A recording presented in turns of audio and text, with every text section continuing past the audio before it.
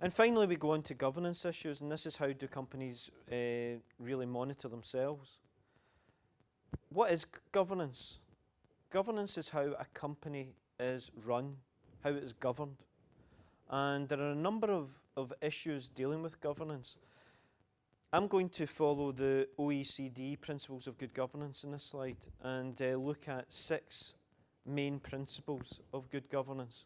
They span all areas of business, and we can start off with the first one are there regulations for business fair? Are there regulations in place to ensure that companies are operating ethically? They're operating in the interests of the stakeholders, the shareholders. Regulations could be things like, for example, if a company goes into administration or bankruptcy, are the creditors of the company protected? Are the creditors likely to get any money, or are they just, that's it, they've lost all their money?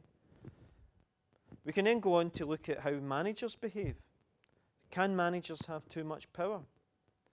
We've got, in corporations, as companies get bigger, we have something called separation of ownership and control. And that is that the owners of the company, the shareholders, don't actually run the company or control the company. You just buy shares in the company, and then the managers run that firm.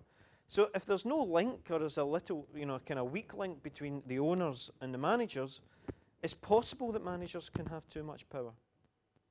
And if they've got too much power, they might make decisions that maximize their own wealth rather than the shareholders' wealth. When you maximize shareholder wealth, you're talking about increasing the share price. And so a company should have structures in place to make sure that the managers do act in the interests of the shareholders and the stakeholders. And governance deals with that. We look at the board structure of a company. And even when you go back to one of the first slides in this session was about females and gender equality, how that board is governed, is an important issue. We then can go on to the third part, which is actually some shareholders may have more power than others. Now, what does that mean? Well, you can have, if you can, I'll use an example, Google. Google, incredibly successful company. It was started off by 2 individuals, Sergey Brin and Larry Page. And as Google got bigger, they needed money, they needed more funding.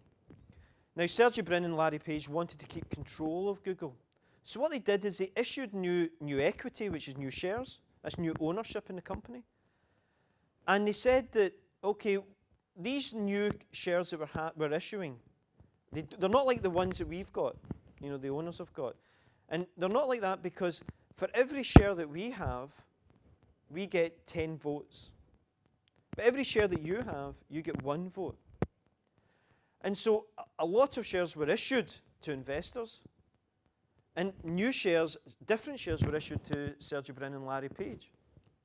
And it meant that although Sergey Brin and Larry Page don't have a majority ownership of Google because they've sold all these shares and given all their ownership up, they have control of Google because the shares that they hold have enough votes, which mean that there's more votes between those two than the combined external shareholders in the company. So that means that you don't have equality of ownership. It means that some shareholders have more power than other shareholders, although they all have the same ownership. And that can lead to behaviours which maximize the owners or the wealth of the privileged shareholders at the expense of the wealth of the minority shareholders or the outside shareholders. And we can go into these things in more detail in the finance stream in international corporate governance. Are stakeholders considered in decisions? This principle, it goes right back to our corporate social responsibility. Are employees considered in the decisions of the company? Are the local populace, is the local populace considered? Do we have the lenders to the company? Do they have a say in how a company makes its decisions and how its company runs its operations? Clearly, you can't just run a company just for the benefit of either just the managers or the shareholders. And in actual, the argument is that corporations are social organizations. Corporations are made up of people. And since they're made up of people, they are a social entity, and being a social entity, they have a responsibility to society. They have a responsibility to other stakeholders. And so there have to be principles of behaviour which guide companies to ensure that stakeholders, the wider stakeholder base, is considered. Principle 5 looks at the accounting function of the company and asks, are the financial statements of the firm, are they correct? Have they been manipulated? You know, we need companies to disclose all relevant information about their operations. They need to be transparent. So this principle, if you're studying accounting, this is what you would be focusing on going forward. And you become specialists in this area as you go through your degree. And the final one is, are corporate boards effective? If the boards monitor the managers and the company's operations, who monitors the boards? Are there performance evaluation processes in place to ensure that boards are operating optimally? Do we have a diversity of genders? Do we have a diversity of experience? One of the convincing arguments for having diverse boards is it increases the collective intelligence of the board. If you just have 10 engineers running a company, then you don't really have this variety of experience. You should have a marketing person on the board. You should have a finance person, an accountant on the board, someone who's specialised in human resource issues. That increases the collective intelligence, and this is what that 6th principle is all about. You know, a good example which will run and run over the next few years is executive pay. Are executives paid too much? And in actual fact, just in the autumn of 2012, a survey was carried out, and this appeared in the Daily Telegraph, but it was covered by all the news outlets.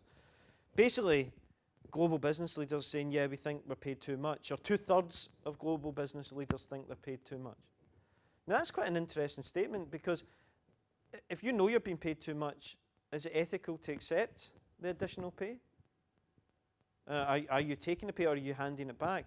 A number of business leaders have actually handed back their bonuses because the company's not been performing well, and is it right that executives get paid a large bonus?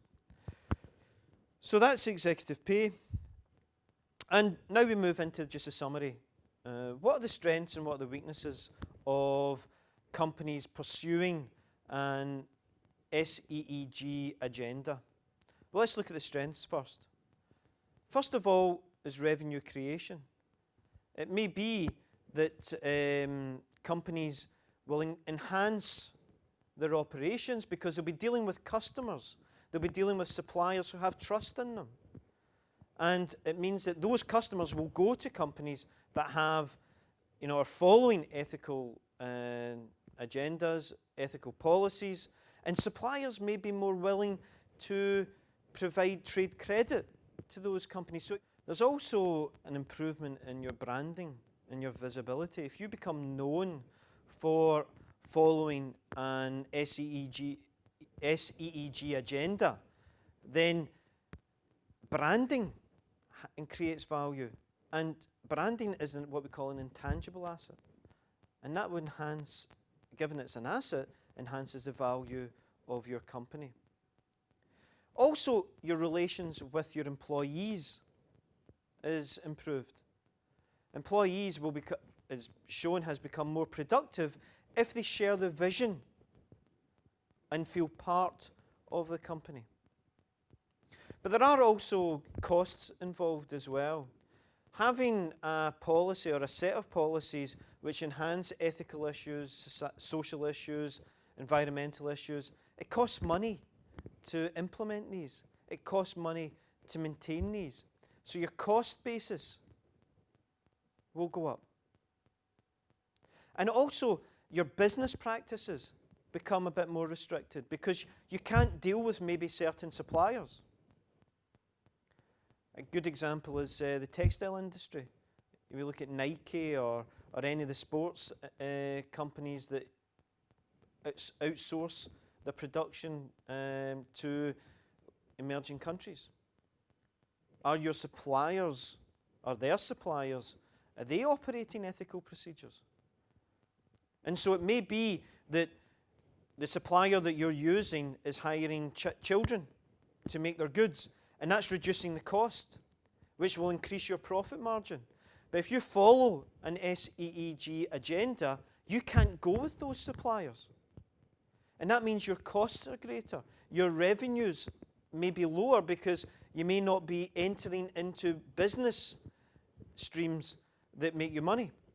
You may decide that you don't want to get involved in anything to do with tobacco or anything to do with weapons. You might not want to sell to companies that are pursuing these types of their own policies. So the jury is actually still out on whether this has an impact on corporate value. But whether it has an impact or not could be argued to be irrelevant. The reason is that, you know, we have to ask again, and this goes back to the very first thing that I spoke about. Should companies behave in a way which we would expect an individual to behave?